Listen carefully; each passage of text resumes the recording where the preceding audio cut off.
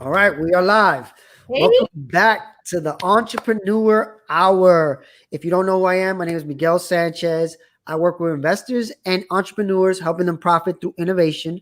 Today, my special guest is Nikki Tirado, Bronx born and raised, Latina entrepreneur. I always start the show explaining how I met people. We met at a Bronx tech event, which there's not enough of, but we did a long time ago, probably like in the 80s. Now, it was a long time ago. But tell the people your background, your origin superhero story. Yeah. So first of all, good morning. I'm so excited to start the week with you here. Yeah. Entrepreneur Hour. I'm ready to get it. But yeah, it's so good to be on your show. To see that we're still in this grind years after we've met. It wasn't in the 80s, but you know. So, yeah, thank you so much for having me. So as Miguel said, I'm from the Bronx, born and raised in the Castle Hill section of the Bronx. And you know, I was looking back, like as I was preparing, I was like, man, I'm gonna be on Miguel's show. Like since I graduated college, it's been about 15 years and it's just been a continuous grind. And, you know, especially as a Latina in tech and transitioning from kind of like the business sector, finishing school early to really like heavily dominated corporate, you know, white man kind of, that's how you get ahead kind of environment. We're going to speak frank, right? That's my, you know me, okay. me. Okay, we're gonna be candid. You know, navigating those waters, then kind of moving into tech and being tech environment is amazing because I'm like weird and quirky and have crazy ideas, and they're very embracing of that. But then still being a Latina in tech and a woman, it was like this was, you know, back 2011. There wasn't many of us. Not at all. No, and then transitioning into the entrepreneurship world, that was scary. It still is scary. And then kind of like now I'm doing a hybrid of both where I'm still an entrepreneur consulting, helping businesses grow. And then also in this nature right now, I also have a client that actually loved me so much. They asked me to come on board full time. So that's kind of just like a short little timeline. But and you also are a mentor at MetaBronx. And I'm still a mentor at MetaBronx, so I'm doing it all. And I have a toddler. Oh my God. But this is what we do. This is what we do. Exactly. So that's why I tell my group. My group is always like, how you do so much? I'm like, this is what we got to do. So you see, now you see Nikki and you see it's normal. This is how we do. This is our norm. Yeah. So basically, what made you transition from how'd you get into tech in general? So that was actually super scary. So I graduated, born and raised in the Bronx, went to high school in East Harlem, Manhattan Center. Wow. Me too. Yeah. I went to high school. I mean, not high school, junior high school in Harlem. And then I went art and design in downtown Manhattan. Yeah. So I did that because I was scared. I was scared of math and science. And growing up, I was always great at English. Like I was in the academic Olympics. You know, my English was just always far and above beyond average. But math and science was scary to me. And I was like, you know what? If my mother, you know, single mom raised me, she wasn't home much because she was working. So I could have everything that I needed. But the one thing she told me, she was like, if something is scared, face it like full frontal.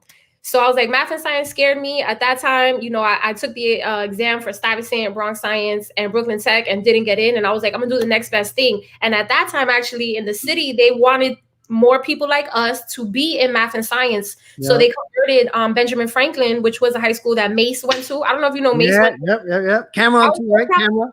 Yeah. So I was like, you know what? I'm going to apply there. So they converted Benjamin Franklin to Manhattan Center for Science and Math because it was in one of the most impoverished Latino. Like 116, right? 116 on next to the highway, right? If you come to FDR, you see it right after you pass 125th. Yep. Amazing. So that turned out to be a decent school, right? It was. Yeah, it definitely is. When I went there, nobody knew about it. It was like all the way in the back, but now the Costco's back there. Yeah. There's a lot of talent coming out of that school. So, you know, went there, and then so that being said, so to kind of answer your question, so after that, I was like, you know what? I'm just gonna keep facing my fears full frontal. Like this is the only way that I'm gonna grow as a woman. You know, at that time, as a young teenager, as a woman. Did the same thing in college, you know, finished school, my bachelor's in 3 years, just kept taking extra credits. Just because I was like, I'm not trying to be drowning in student debt. I mean, we didn't have the opportunities that, you know, people have now. Yeah. I didn't even get into college through EOP. I have to go through regular admission. Wow. Yeah. I didn't even apply to college. That's how I screwed up royally, but we'll get there. Yeah. I mean, for me, it was not an option in my mother's household. It was like, you go to college or you just there was no other option. You're out. You're out. Like, bad grades are not an option. College is an option. That's it. The only option. So what was your first job in tech? My first job in tech. Okay, so then after I went to school, did the business thing. It was cool. I learned a lot about corporate. When you say did the business thing, what do you mean by that? So when I finished college, I actually finished with my degree in sport management. I wanted to work for the Knicks, the Rangers, the WNBA at the time, the Liberty. Just my life was sport. Like, you cut me, I bleed gangrene. I wanted to be in sports. But to be honest with you, at that time, my salary was going to be less than my student loans per year. So I was like, this math ain't gonna get me out my mother's house. So I went to that's entertainment for you, right? That's the entertainment business. Yeah, that's entertainment. And that's also entertainment when you're green, when you don't have your stripes, when you're still learning. And that's cool for the kid that can sit at home in his mom's house and, get the experience. But for me, I'm trying to get out my mother's house and own a home before 25. So I went into the business field. And then, so how did I transition to tech? So in the business field, I worked for the largest consumer packaged goods company in the United States, right? This was something you wanted to do since you were in high school. Since I was in high school, I wanted to be in sports. My life was sports. I played basketball, I played softball. I grew up being a Jets fan, Knicks fan, diehard. So I really wanted to be in sports, but I knew that I had to earn my stripes and get out my mother's house and pay my student loans, and then I could eventually transition back into it. So sports has always been my life, to answer the question on the chat. So back to the original question that you had, Miguel. So in the business field, working for the biggest consumer packaged goods company, it was actually, funny story how I got the job. So this is a Fortune 500 company, Altria, right? Philip Morris, big company. They recruit from Rutgers, NYU. I went to a little state school. Wasn't nobody recruiting from there. They weren't looking for me. And actually sitting at the salon on 115th Street and First Avenue, getting my hair done. I used to go every 2 weeks because my watch was set. And even after I graduated high school, I was still going to the same salon. This woman, she saw me reading a book called Good to Great by Jim Collins. I know that book. I know that book. Yeah. Great. This was back in 2006. I graduated. Yep, 2006. And she's like looking at me like crazy. She's like, and she saw me again. It was like every 2 weeks, we on point. We clockwork getting our watches set. And she saw me again and she's like, let me ask you a question. How's that book? And I was like, oh, it's good. So we started talking. Long story short, she worked for Altria. She said, there's very few of us that are that intellectually minded and business focused at your age. Because I look younger than what I was. She was like, are you still in high school? I was like, no, I graduated college. I'm looking for, a better job or whatever. And so she worked there. She coached me, helped me go through the interview process at this company. And literally, I got the job, Miguel. And I tell you no lie, when they hired me, everybody was like, oh, so you came from Rutgers? Oh, you came from Columbia? Oh, you came from NYU? I'm like, no, I came from the hood. I came from East Harlem. I went to school upstate, little tiny school. And now Cortland is huge. But at that time, nobody knew what Cortland was. And so when I got that job, I was like, man, has she not coached me and, shown me the way? I was the only one. To this day, I still have my dear friend, my daughter's, godmother. She works for the company still. And even she got recruited and she's brown like us. And she tells me now to this day, like, it's very rare that you see people come off the street, and it's a good company, but it's just rare that you see people come off the street. How did it happen? My connection.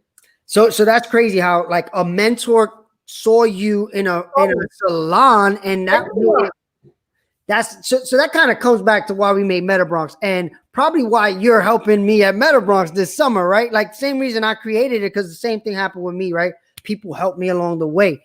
But all right, so we got a bunch of MetaBronxers watching. Anybody has some questions, ask now. But because they're a little shy sometimes, we gotta get them a little time to ask their questions. I know you had a tech startup as well. Yes. Talk to me about what it takes to create an IoT device, because that's what you did. Yes. So it takes a lot of grit and smart people, and you have to be unafraid to fail fast.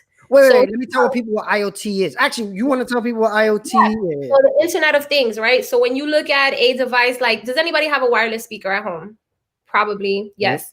Okay. Before, when Miguel and I were growing up, there was no such thing as wireless speakers. We had a CD player. We had to put in the CD. We were lucky if we had the 6 changer set. And you put it in and then there's 6 other. We had tape decks. So that what we grew up with was not connected to anything. It was connected to the wall with an outlet. That's it. Yeah. Right? These jawbone, Bluetooth, Alexa devices, they're connected to the internet. They are connected to the internet, which is connected to a slew of other connected devices. They might be connected to something else in your house. So your Alexa might be connected to your Hue. So you can tell Alexa, hey, turn down the lights. Now your lights are turning down. And so this whole idea of interconnectivity and IoT just means that you have a single hardware device where there are software components and it is connected to the internet and potentially other things, if it's within a residential environment, other things in your home. Sure. So what kind of device did you create? So like I said, problem solver, always facing my fears full frontal. So I moved to the UK. I was in London and moving at this pace, 1,000 miles an hour, always doing stuff. And you know what? I started getting tired. And I was like, man, why am I always tired? My mother was like, oh, have some té con jengibre. Everything was, whenever you're sick, she always tell me have ginger tea or, get some more sleep. So I started drinking tea. But Miguel, tea in London is like on another level. Oh, it's all about tea over there, right? Loose leaf tea, really good tea. So long story short, like I was drinking loose leaf tea, like not bag tea, loose leaf tea every day. I'm doing public speaking. I'm traveling from London to Scotland. I'm going places and I'm traveling with my tea, and it's hard to do because it's like I gotta go. So like over there they have like Costa, it's kind of like Starbucks. They have Starbucks over there too. So I'm like going to Starbucks, like, can I get a cup of hot water? Put in my hot water. Then I gotta like stop on the side of the train and like put the loose leaf tea in, and then it's like making a mess, and then I'm burning myself because it's hot and I'm pulling the leaves out. So it's just a whole process. I'm like, this is a mess. So when I came back to the States, I was like, why isn't it simple to just press a button and like I'm carrying my tea around with me? And surveyed the market. And that's where it kind of started. I was like, you know what? There's a gap in this market. Let me find out if there's actually a customer base for it. Because tea drinkers are it's a big market, right? So it's the second most drank beverage in the world. Oh, wow. So, yep. I didn't know that. Coffee is the number 1 drank beverage here in the United States, but in the world it is. So the first thing I did was I was like, you know what? This is a problem for me. Is this a problem for other people? So that was the first thing. Yep. Then after I just discovered, like, yes, it is a problem for other people through extensive research and market research, right? I decided, okay, well, how do we fix that problem? So I asked those people that I surveyed, like, what would you do? What kind of makes sense for you? Why would you want to drink more tea? Would you drink more tea? And so from there, just took it through the design thinking phase of, ideating and figuring out solutions, testing those solutions, asking the market, like, hey, what do you think about this? And then iterating. And when I say iterating, I mean changing. So changing our product, which is our prototype, our MVP, right? Changing that based on common themes from the market. MVP, just in case. We got a lot of youngsters. What's the MVP? Minimally viable product. That's right. So basically, we've been talking about this in my group, but basically what Nikki did was she found this problem, she asked people, and then she created her first version, and then she kept asking people to change it over time, right? Yep. So I remember you having the prototype design. Yes. Tell me the story, because I definitely want to know how. My background is in developer advocacy. It's in agile management. So I don't code, right? And I'm still in tech, and I think that's very important to say. Yeah. And I'm still thriving in tech. I'm still learning. But I want to just, for the folks that are like, I want to be in technology, but I don't necessarily want to learn how to code. The people that code are extremely important, and God bless your soul, because that is a skill that I wish I learned as a child. I'm teaching my daughter now. She's on Khan Academy. Nice. However, the people that code need to stay focused on coding. And there's always so many other aspects that go into it, like, the repository that they're using, the business objectives that they want to achieve with that code. There's so many other things that happen around that, and that developer needs to just code. And so for all that to happen, there needs to be people like me and a slew of other people that manage that sort of process, so that they can, for example, in this COVID time, create websites that adapt to people in COVID, so that, when you pull up to a restaurant curbside, now you can put in your car, like, okay, I drive a Honda Accord, a white one, little things like that, just things that user experience. Yep. Experience. Yep, exactly. So talking about that, I had to manage, because I knew where my strengths were, right? So I got a team of electrical and mechanical engineers. Had to manage them through kind of the life cycle process of like, okay, this is what we can afford right now for our MVP.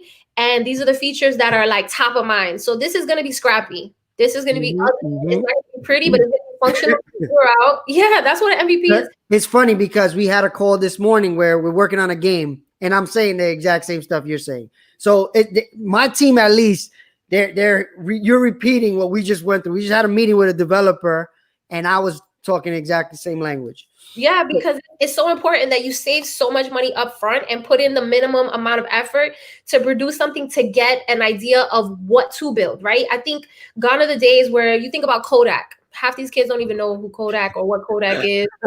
Instagram. Let's call it Instagram. So Instagram replaced Kodak. You guys should Google Kodak. So there's so many companies right now, and even retail stores. Lord & Taylor's going out of business. Men's Warehouse going out of business. All these retail stores are going out of business. Yes, a lot of it has to do with the pandemic. However, a lot of it is, have they adopted to e-commerce? Is e-commerce a revenue source? 100%. How do you adapt with the times? How do you adapt like that? Because this pandemic, I mean, it happened overnight, right? Overnight, we're like locked down, don't go nowhere. Yep.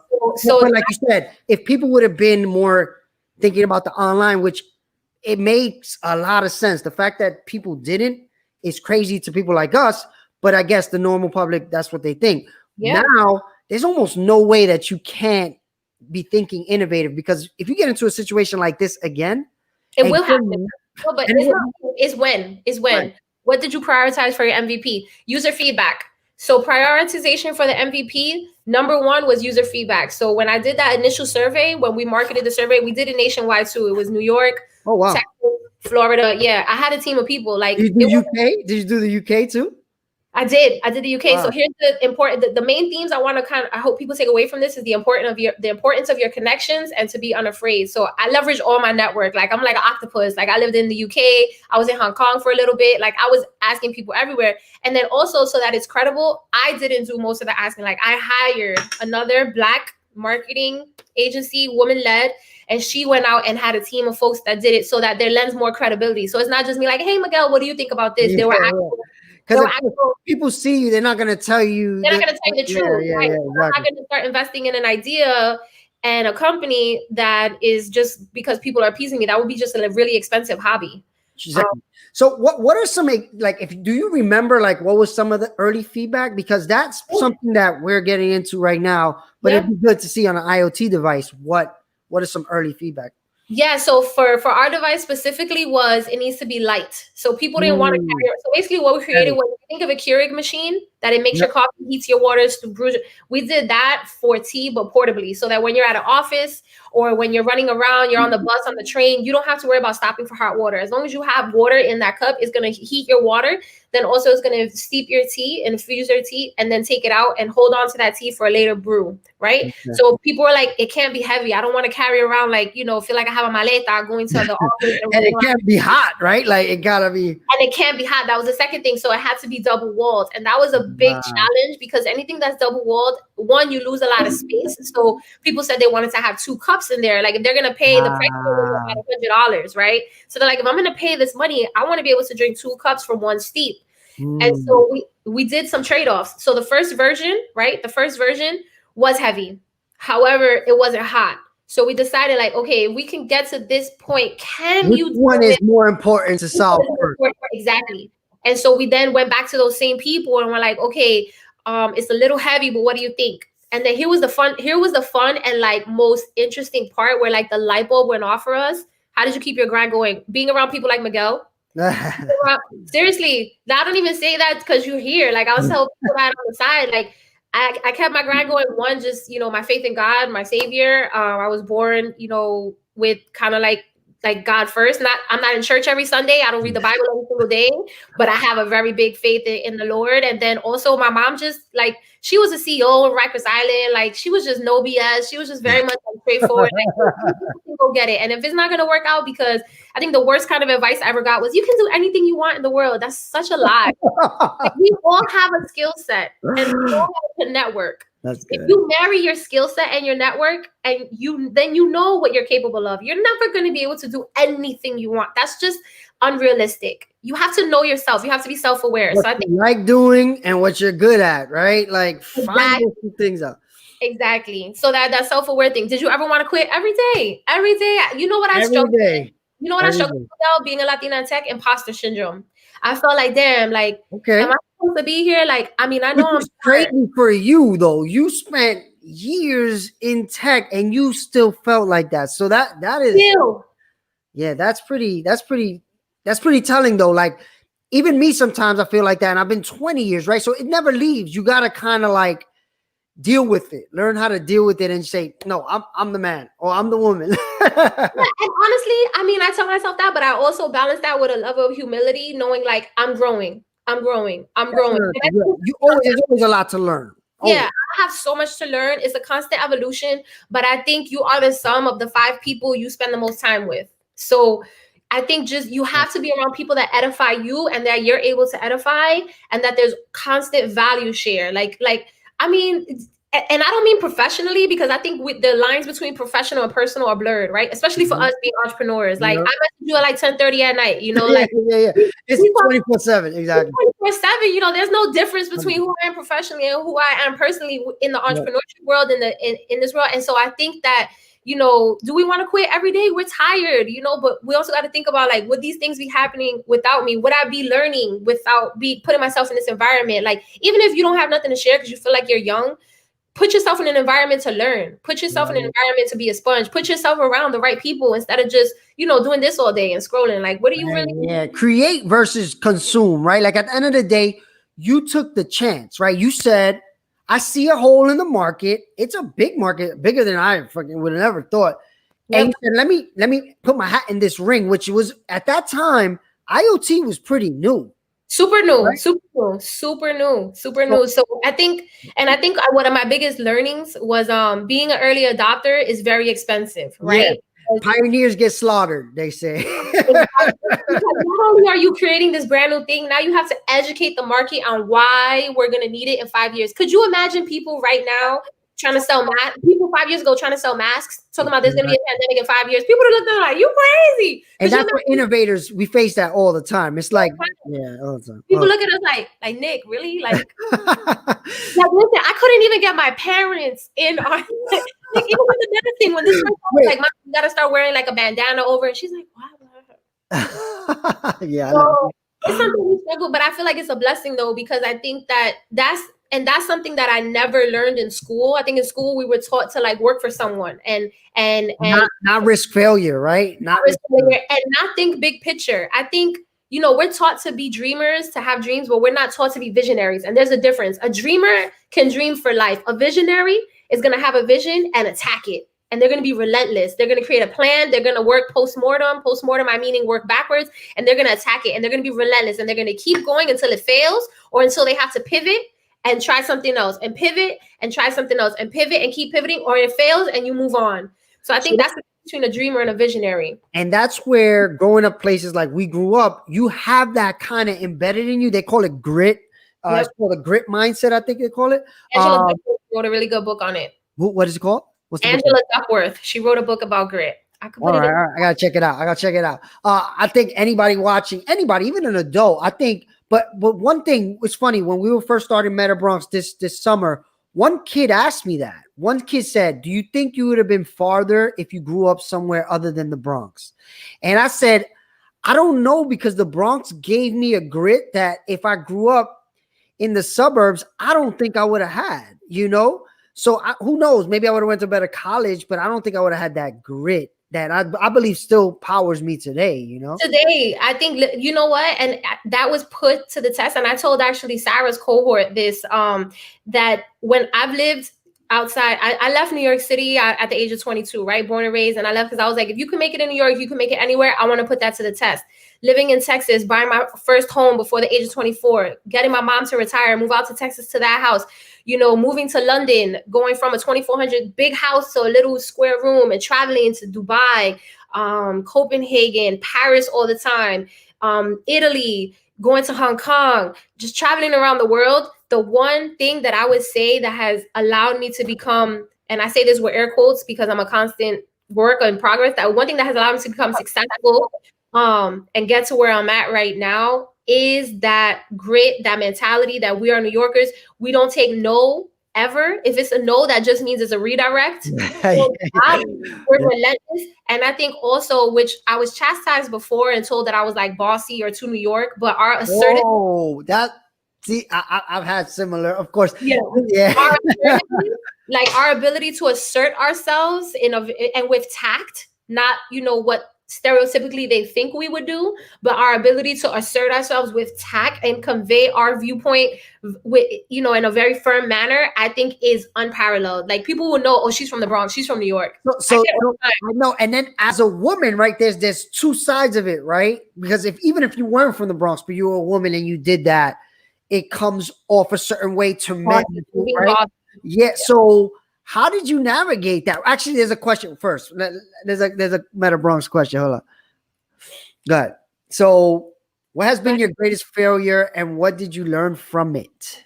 Yes. Okay. That is such a good question. So I would think my greatest failure has been doubting myself, not believing in myself. So I used to work, when I was working at Rackspace, at the time I was transitioning when I wanted to come back home to New York from London. I was like, I want to stay with Rackspace. What can I do? And so we had just bought a startup and I told her, I went to the business. That's another thing. I've never really applied for jobs. I've always seen holes in the business and I've figured out who to speak to. And I've created a business plan. And I'm like, look, this is what I can do for. That's awesome. That's entrepreneurship right there, right? Entrepreneur. So it's like, yeah. So, but it's risky, right? Because then you're doing your job, improving your job, and there's no longevity and there's high risk, high reward though. Because then if you do it now, star. Yeah, no doubt. So I started working for the startup. Came back home to New York. That's when you and I met, and I just doubted myself a lot of the time. I had that imposter syndrome because I'm coming back and I'm meeting people, and they're like, "Damn, Nikki, like you lived in London, you travel the world, you train in businesses on how to like scale their business with cloud. You even know about cloud. Like, how do you And I'm like, oh my God, did I really do all that? You're right. I'm just trying to like make it. And I'm like, oh my God, I have. And then my mom's like living in Texas. I helped her to retire to live in Texas. And so all this stuff. And I'm just like, oh my God, like maybe I don't believe I'm that person. Like I'm just me, I don't think that I've influenced a lot of people. I don't think. Then I have people from Rackspace like, oh my God, like you was the first woman to become cloud savvy, which was like this internal kind of certification. Like, how did you do it? So I have all these people like coming to me and I'm like, yo, but I guess. And so, but here's the worst part. It started showing in my work because I was doubting myself. I started slipping, right? Because I'm like, nah, I can't do that. Nah, I don't think I could really speak at that event. No, let me pass it to somebody else. And it hit me when there was an event in New York. And instead of me speaking at that event, I flew in somebody from Texas to speak. And the whole time I'm watching him, I'm like, he's good, but I would have been great. And I was just like, it hit me at that moment. I'll never forget. I was sitting in the offices in Scholastic. There was a startup a meetup in Scholastic that we did it.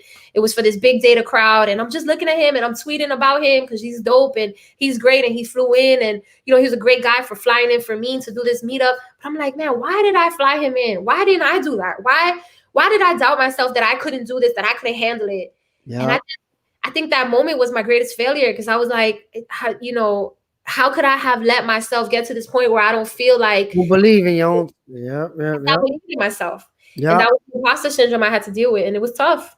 I think everybody does, but it's good to hear a story like that from a person because I know, for instance, that is a big thing for women in tech. That's a thing but minorities in tech feel it too. We feel it too, right? And it's a thing where I remember the first time I met Philip, who's my partner in MetaBronx. He basically said, that is a minority thing. White men are the exact opposite. They can know nothing and believe they know everything. He's like, I can't even understand how people like you have that thought. And that's part of how we started MetaBronx, really, because we started having conversations about this. And I was like, what we need to do is give people experience so they don't feel that. Right. Because but look at you, even with the experience, you felt this. So I think having these conversations maybe could help it too. Right. Like if you see a Nikki who has years or me, you're like, all right, I'm bugging out. Yeah. You know what? There's an actual study that's been done to support what you just said. There was a study that was done. I forgot what university, but they said that they put a set. It was gender based. It wasn't minority based, but it's still relative, right? They put a set of women in front of a job description and a set of men. And in that job description, they asked the women, would you take that job? And they said that an overwhelming majority said no, because there's 10 bullets and I only qualify for like 6 of them, right? And they asked the men, would you take that job? I qualify for one. And they all of them said yes. They're like, wait, I mean 1 bullet point? I'm getting it. And it's like, what?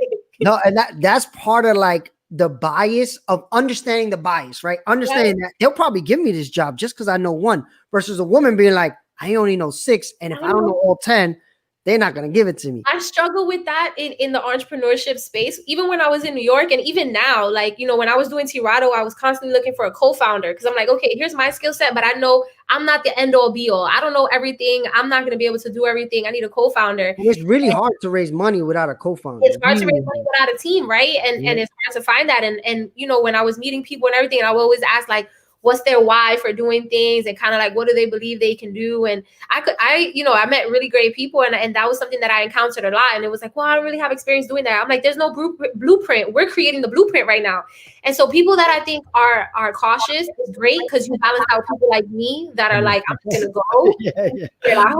But I also think that people that are cautious need people like me, because there's only to a certain point you can plan, and then you just have to do. You have to jump. The plans are going to change while you're doing. And so I think planning is great, but having that perfect kind of like mixture and balance is even better for this market. If you want to make money in this market, like, you know, I'll be frank, because there's a lot of teenagers that, you know, want someone to look up to. I started making 6 figures in my 20s. You know, I started doing very well, having, you know, more than 10K in the bank in my 20s, you know, and I only say that not to be, and that maybe that's not a lot to some people. Where I'm from, where we from? Hoodrich, that's Hoodrich. I only say that now because, you know, it's just hard. How do you ensure the safety of your product to users, since it's an IoT product? It can't also be assumed that it will also connect to other devices in your home. Is it truly safe from hacking? So that was a problem. So even before then, how do I ensure that it's safe? It was a hardware product, right? So you have to get all these certifications, right, that are very expensive from the US, because what do you do is you send them your product and they have to throw it, break it, set it on fire, make sure that it's a consumer product, right? It's kind of like what the FDA, FDA for IoT. Exactly. It's kind of like what the FDA does for food and drugs, right? So that's really difficult, right? And that kind of, if you know, at end where we are now, we're still kind of in that phase. We're still in that. What's the name of that agency? Because FDA, what's the thing for IoT? Is there a name? It's not necessarily IoT. It depends on where you fall. So like if you have a hardware device, I can put all the links in the chat. But if you have a hardware device, depending on where that hardware device is. Put it later in the comments, because definitely I want to, because I know people making IoT devices that I'm sure they don't know what you're just saying. Yeah, it depends on what space it falls into. And then to answer the question, so we're building the application itself is what it's connected to. Right? So the app is what it's connected to. The app, you set the temperature of the water, you set the time that you want it to brew. So it's not connected to other devices in the house. It's connected to the app and internet. Not yet. Internet, it goes Wi-Fi, not Wi-Fi. Exactly. It's only connected to the phone. Only connected to like Bluetooth. Exactly. Right now. Yep. And then the next iteration would then be to connect it to Alexa. But so that in terms of like answering that technical question, we're not there yet. But some of the things that we are going to consider, obviously firewalls. Obviously, there has to be, like, the way that we're building the application is very much decoupled, so that we can add different elements of security and safety on top of it. Because right now, like, national security, like cyber warfare is like the new warfare. And so we're very much devices are going to be, it's going to be a way into everybody's home. We're very much aware of the risk. That was a good question by a MetaBronx. Yeah. Did you ever try to push yourself to go harder than yesterday? Every day. So perfect example, taking on this mentorship. You know, I still have my regular job managing software developers and quality assurance analysis in the e-commerce space. I'm up all the time because half my team is in India, half of them are in the United States in different time zones. So some are in Mountain Time, some are in Eastern Time. So I would say I push myself harder every single day, and not only for, like, you know, everybody's like, I do it for my family or whatever. I do it for the people that I don't even know. Like that woman in the hair salon, she probably doesn't even know what she did for my life. Like, she has no idea. I don't even think she understands the magnitude of her help. Yep. And I wish I could do that for somebody. I don't even want to know that I'm doing it for someone, because it's like when people are like, I'm a philanthropist, or I'm like, I'm a humanitarian. No, you're not, because you just said it. The people that are really doing the work, they're not talking about it. They're just doing it. They're just doing it. And for me, I think that's what matters. I think God put me here to just do it. And whether or not I get like a pat on the back, like, good job, Nikki, or whether or not someone tells me good job, it doesn't matter to me. That doesn't even matter to me. I'm just gonna keep doing it. You want that? Yeah, at some point, I believe that it is helping someone, just the same way that woman helped me, the same way my director at Madison Square Garden, she was a VP, she was Black, and she literally put me in charge of the first ever New York Knicks Poetry Slam, an intern. All the other interns were like, like me. She put so much faith in me. And my manager at the time, I'll never forget her name, Jackie Sakara, Ecuadorian woman. She went back to college to do her master's in her late 30s because she didn't want to give up either. And she put me in positions where I was the only intern. It was all other employees. She put me in charge of the NHL. The Rangers at the time had a corporate event in Bryant Park. She put me in charge of that. I was on site with all of the Rangers. And she was like, we'll get there later. We trust you.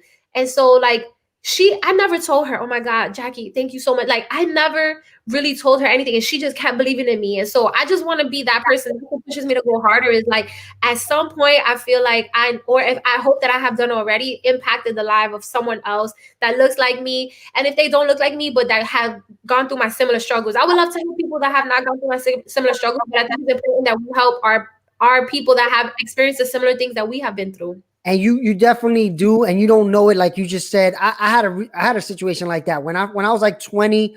The economy dropped, and I got a chance to do Children's Aid Society, right? See? Society at yeah, you did it. So I went in and I taught kids how to code. I was teaching kids how to code websites, right? Nobody was listening to me in the whole room. Everybody wanted to download music, right? So I leave that. Years later pass, and one of the kids reaches out to me, and he's like, yo, you changed my life. You now work for Apple. And I was like, really? I didn't think any of you were listening at all. Yeah.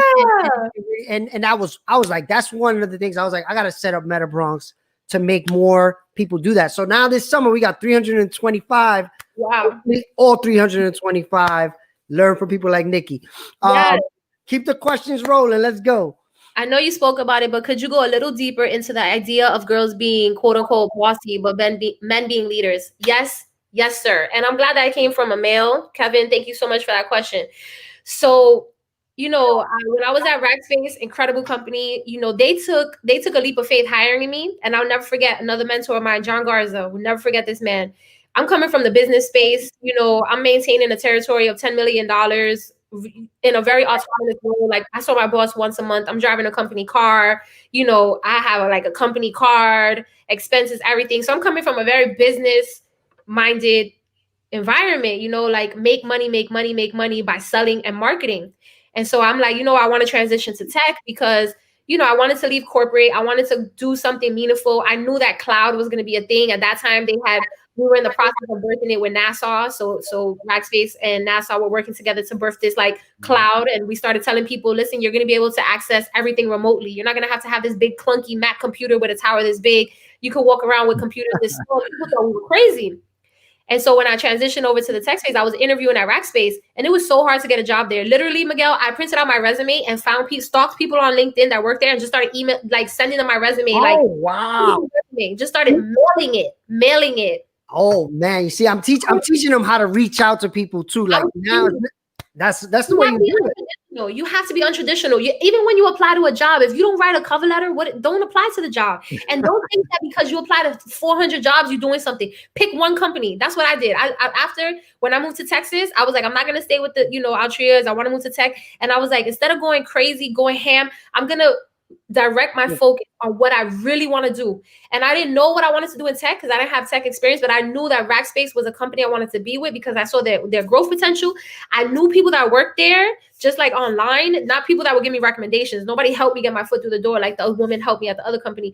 But I knew that environment and their culture was something that I could thrive in. So I just went I just went hard. And my manager, who became my manager, he interviewed me. He was like, look, Nikki, I'm going to be honest with you. You don't have experience in tech. And I told him the truth. I was like, you know what? You're right. I don't. But I've got something that you don't have here right now. He's like, what's that? I'm like, I'm relentless. I won't give up. I will learn what it takes. I'm humble. I will fail, but I will learn from that, and I'll learn and keep learning. And I'm not going to stop learning. I'm a lifelong learner. And I'll never forget what he told me. He looked at me. He was like, there's something about you. There's something about you. And the next day he called me personally, and he was my boss. Actually, I was at Rackspace 5 years, and he was my boss 3.5 of those 4 years. And to this day, I can pick up the phone and call him, and he's a huge mentor of mine. And he actually told me, because I would go to him when people would say, Nikki, you got to stop being so New York, right?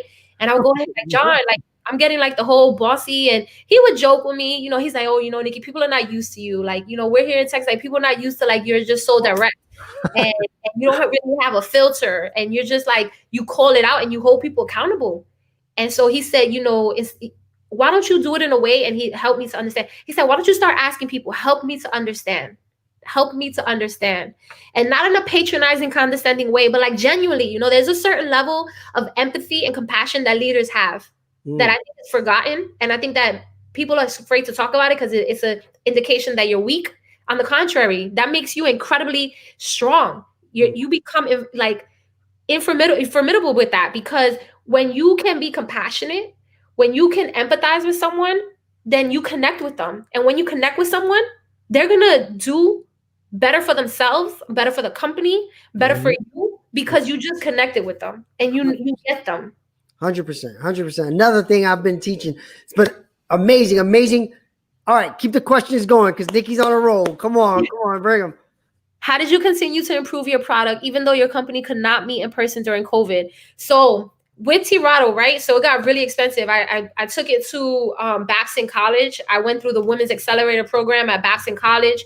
We got letters of intent equaling $7 million from companies like, I can't really talk about, but we got a lot of letters. Like sales, potential sales? Yes, exactly. That they wanted our product. So I launched it at the Consumer Electronics Show in Las Vegas, right? In Vegas. And from that, we got so much PR and letters of intent from retailers that were like, we will try this on our shelves. Like, when will it be ready? And so after that round, after all of that, things just got very expensive. And the problem with raising money with the hardware product, hardware specifically, is that they want to see traction. The only way you can get traction is if you have the product. So it's kind of like the chicken and the egg. And my startup was bootstrapped. I invested all my money that I made in investments, because that's another one of my passions, in investments, in the real estate that I had. I took all of that and believed so much in this and invested in it. So I never took a dime of any investor money. It was all bootstrapped. But did you not want to? I didn't want to at the time because I'm a single mother myself, and I knew that I could not keep up with the pace of the kind of traditional entrepreneur. I knew I couldn't do it. As a single mother, I had just had a baby. Sure. She was like 6 months old. I was still doing all the things that go with it. And so at the time, for me, I was a very untraditional entrepreneur, that I was like, you know what? I'm not going to take investor money at this stage. And then when we did actually go through first MVP and then actual prototype, so there were 2 iterations, it was very difficult to raise money at that time because now we needed to test it, but we couldn't test it again without these certifications. So where I'm at right now is we went back into the ideation phase and back with mechanical and electrical engineering to make it so that it hits off, because we already did the 2 MVPs, the prototype and MVP. Now it has to be so that it's double walled, it's lighter, and the last part was on the top, there has to be a hole, because when you heat water at that temperature, it has to have a hole. So that's our biggest challenge, because if it's supposed to be on the go, how can you heat something that has a hole on it if you're putting it in your purse? And so we're back to the electrical, mechanical engineering design phase and figuring that out. So to your point, from a COVID standpoint, it's all been Zoom. It's all been right now back to kind of like that design phase. So we're not in the market right now. We're still trying to figure it out with the budget that we have, which is very, very hard. No, and right now it's tough. It's a tough time to raise money, period. But IoT, like you said, there's extra costs that come along that I know it's kind of like what you said with the chicken and the egg is, how much do you have to spend to create this device? Because sometimes you can't just make one, right? So the idea is with IoT is every year technology gets better. cheaper, smaller, right? So you've been working on this over time. Eventually you'll hit that sweet spot where it's Murphy's law, right? Murphy's law. We talk about Murphy's law all the time. And I think for me, what I've done too is because I think one thing I didn't learn early on as an entrepreneur that I learned later, and I wish I would have known it in the beginning, was that you have to have multiple forms of revenue, right? And I don't even think as an entrepreneur, I think as a human being.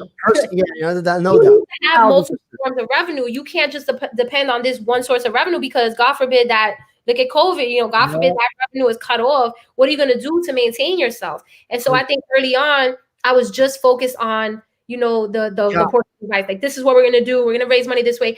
And not realizing, like, you know what? Not everyone is going to pay $120 for this, but there are people that still want to drink loose leaf tea and they'll buy a small tea set. So we started selling, we went to the market. What would you buy? We started selling organically sourced tea from Brazil online. We used Amazon was one of our biggest revenue stream. So started making money through that. Then I started using, because of course I suffer from that imposter syndrome initially. I started realizing, like, wait a minute, a lot of what I know just in helping companies use the cloud and move faster and adapt to their customer base, people don't know. So then I started doing talks, right? I started doing a lot of public speaking. I spoke at some wellness workshops. I traveled speaking. And then I also started, pitching myself as a consultant to companies internally. And so having those multiple revenue streams started helping, to keep us afloat.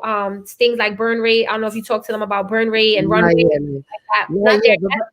Later on. If you want to explain it, go ahead, because I think so we had a run rate, right? So run rate is like how much life do we have left in the company, So you think about your expenses per month. How much am I paying my electrical engineers, mechanical engineers? How much am I paying for like Canva and the marketing person? And versus like how much money do I have left? And so that's your runway. So our runway was like, we'll try to keep a 6-month runway, right? So it's like how much you keep in the bank for a rainy day to pay rent. And that's tough. That's tough to self-fund. Like it's super tough. Yeah. It's super hard. And so where we are now is just, going back to that design phase, going back to figuring out like, what else can we do? And to be honest with you guys, because we've been the pioneer, because we've been kind of like first to market, there's other cups out there, but they're more so like, if you think about like a hydro flask, they're very much like for outdoorsy people.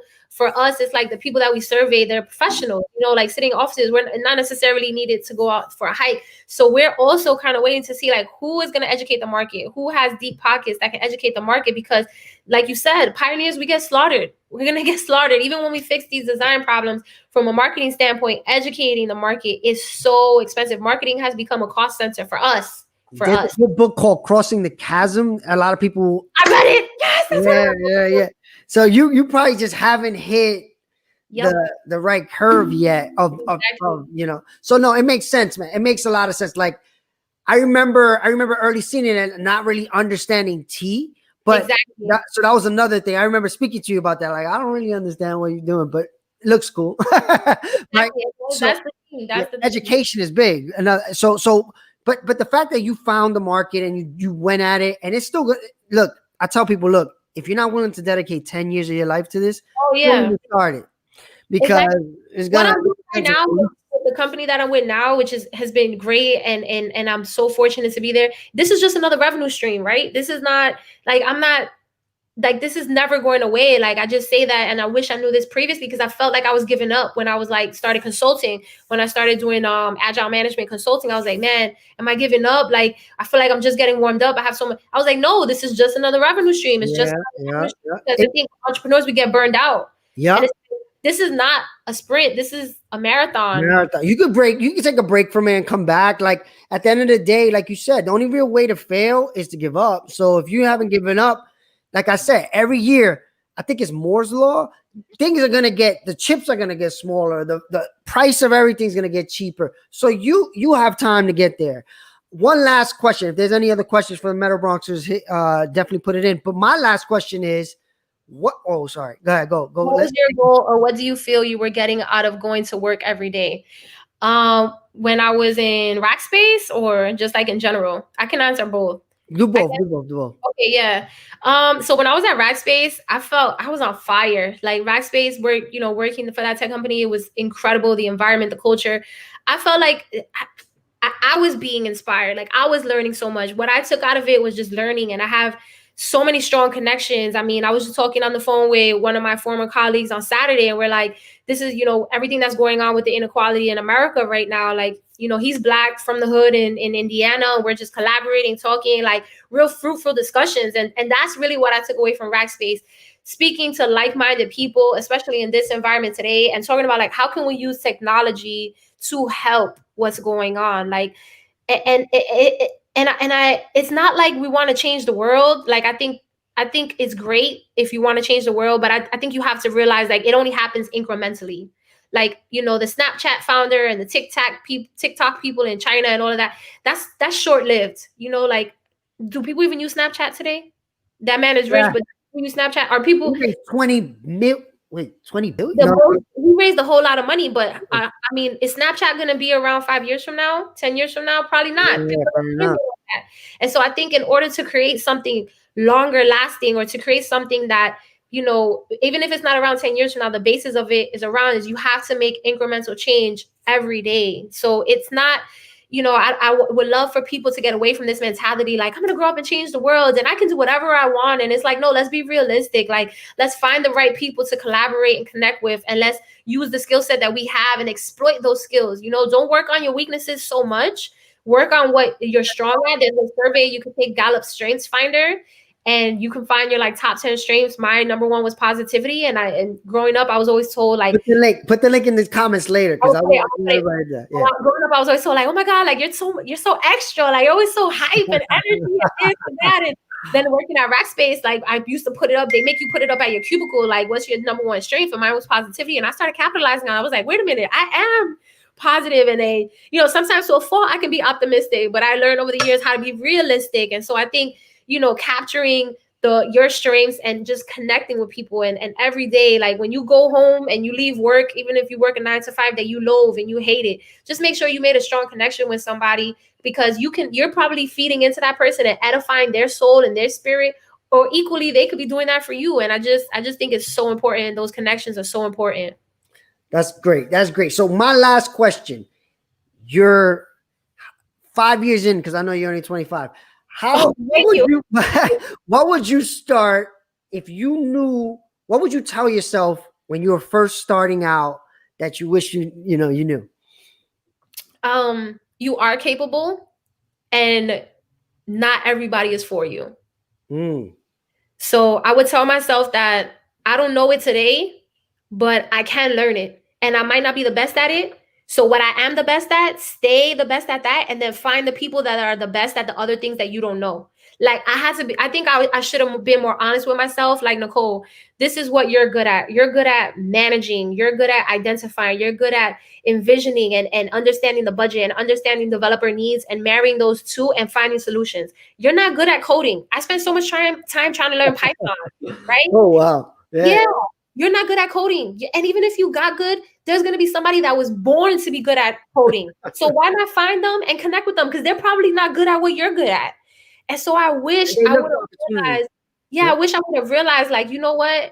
I got to embrace who I am, and I am capable, and don't doubt myself. And let me find the people that are great at what I'm not, and let me collaborate with them, and let me do something, which I was doing. Let me do this in a way that I'm able to, like, just be with very strong, like-minded, confident people that are humble. And I just got to realize not everybody's for me. When it's hard sometimes because, everybody's like, oh my God, I want to do this with you. Or what do you think this is? And I could work with, and it's like, hey, I think you're great. This is the best person to speak to.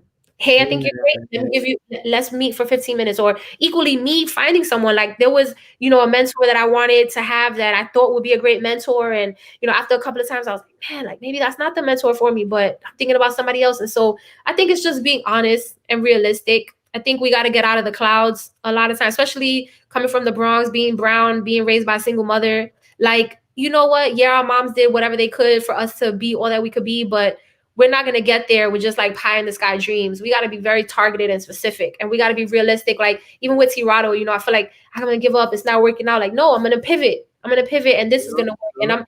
And you know what? In 5 years from now, if we still don't have the funding, there's still no education. Okay, you know what? Then we move on to the next thing. I'm never going to lie to myself and like hold on to something that's like dying. And, I also think a quick advice thing is, you may want to look at equity crowdfunding and stuff like that, because Definitely funding an IoT device, I don't know how that's gonna. We met with Kickstarter. We met with Kickstarter twice. We met with Kickstarter. So now they have equity crowdfunding versus crowdfunding was just people give you for the device later. Equity crowdfunding is you get early investors. Early investors. Yep. Seed investors, one of them. Yeah. So actually tomorrow I'm gonna have the CEO of one of the websites. It's called True Crowd, equity crowdfunding website. So yeah, you may, if you have any questions, definitely come on and ask. But I just think self-funding something like that, it's hard. Rich is very hard, very hard. Impossible. But noble and good that you got this far as a self-funded project. That's amazing. And I think also it's just timing, right? Like where I was at that time in my life, I was a new single mom, wasn't able to dedicate the time and energy. And now having, more experience and also having a larger network and also having this additional revenue stream, I think, it's all timing as well. I think we have to kid ourselves if we think we could do certain things that point out, like, you just had a baby. Like, I tell people, how long do you think it's going to take? It's going to take double. Whatever you think it's going to take double. At least.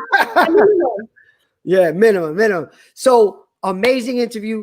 Definitely everybody go follow Nikki on Twitter. The link is in the description.